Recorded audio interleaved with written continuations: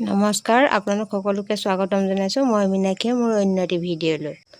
ঘৰৰে পুখুৰী মাছ মাৰিছিলে, তাকে জিৰণ দি থ'লে আৰু মই ভাবিলোঁ শিঙি মাছৰ সৈতে এটা খুব ধুনীয়া ৰেচিপি প্ৰস্তুত কৰোঁ আহকচোন। যিহেতু ঘৰৰে জিকা হয়, জিকাৰ সৈতে সেই শিঙি মাছ বা মাগুৰ মাছৰ জোলখন কাৰ কাৰ প্ৰিয় হয় প্লিজ এটা কমেণ্ট কৰি জনাবচোন। দেখিছেনে, ঘৰৰ এইটো কুচিয়া হয়, ইয়াৰ ৰেচিপি মই এক্সট্ৰাকৈ দেখাম। আৰু কাৰ কাৰ প্ৰিয় হয়। আজি শিঙি মাছ আৰু কাৱৈ মাছৰ সৈতে এইটো বনাবলৈ লৈছোঁ।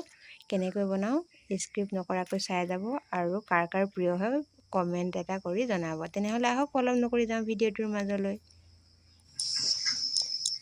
শিঙি মাছকেইটা ধুনীয়াকৈ ধুই তেলত ফ্ৰাই কৰি লৈ ল'লোঁ। লোৱাৰ পিছত এখন কেৰাহী পাতি তাতে মছলা নিদিওঁ, অলপ মছলা দি মই প্ৰস্তুত কৰিম। আপোনালোকে এনেদৰে বনাই নে নবনায় তাকে ক'ব, আৰু যদি বনাই খোৱা নাই তেনেহ'লে এনেদৰে বনাই খাব, খুব খাবলৈ সোৱাদ হয়।